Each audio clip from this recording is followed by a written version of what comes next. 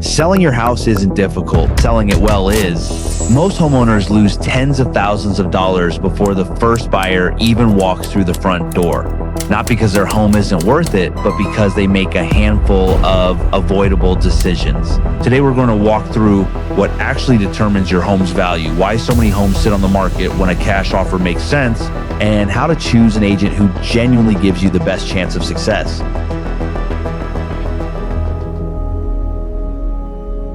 You guys want to position the property price-wise to sell. At the same time, you're not interested in having it sit on the market for 6 or 7 months, just testing the market. And the purpose of that analysis, it's really an attempt to make an educated guess regarding value. And it's comprised of two types of research.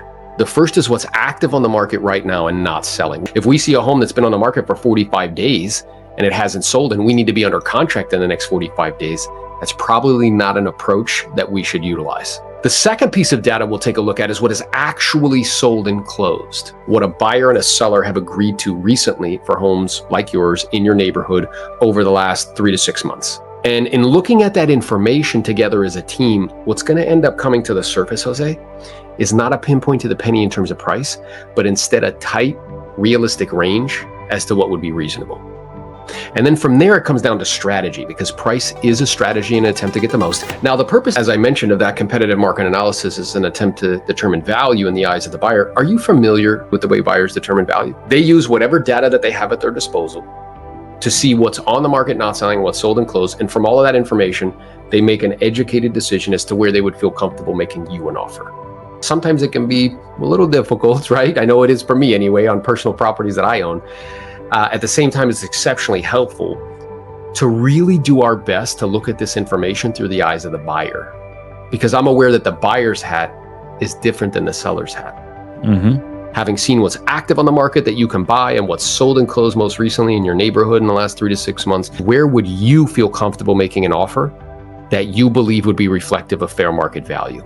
Because more likely than not, a buyer would feel pretty similar to you. We'll review this information, again, together as a team. We'll see that realistic range emerge. We'll discuss strategy, because there are strategies that you have at your disposal in terms of pricing a property. And then, provided that it all makes sense and you feel comfortable and confident, we can take the next steps. Now that we've covered why you shouldn't test the market and how buyers actually determine your home's value, let's look at what really happens when a home is priced too high. Now, what's more concerning to me is that DOM there. It's been on the market for 65 days and it hasn't sold yet. Let's put ourselves in the frame of a buyer, and you saw a home that'd been on the market for 68 days and hadn't sold. What would you be thinking? Is there something wrong with it, or they're probably priced too high? They might say something like, wow, is there something wrong with it? Pricing your home correctly is critical, but even the best pricing strategy can fall short without the right person guiding the process. So how do you know if you've chosen the right real estate agent? A professional listing appointment shouldn't feel like a surprise. Before an agent arrives, you should already understand what they'll be bringing, what you'll be discussing, and what decisions you'll be making together. As consumers, what we're used to doing is doing a lot of that homework up front before we meet the person, if we even meet them at all. So we're going to websites, we're checking out reviews, you can send me anything I'm going to have to review. So that way, 80% of the decision's made. Now it's just an issue of us connecting, going over terms and conditions, and then signing a contract. We're just managing the environment. The best real estate professionals don't rely on high-pressure sales tactics. They help you understand the market, answer your questions, and give you the information you need to make a confident decision. A great listing appointment shouldn't be the first time you're getting answers. It should be the time you confirm that you found the right partner to guide you through the sale. Finding the right real estate agent is only the first step. Just as important as understanding what a professional listing appointment should actually look like. It shouldn't feel like a sales pitch. It should feel like a conversation designed to help you make the best decision for your home. Remember, smile. It's the most welcoming thing that you can do as humans. It's biologically programmed into us. Hey there, Aaron Novello here. Nice to meet you. I would say, hey, do you want me to take my shoes off? Just as a sign of respect. And we're just the guide to help them to accomplish their goals.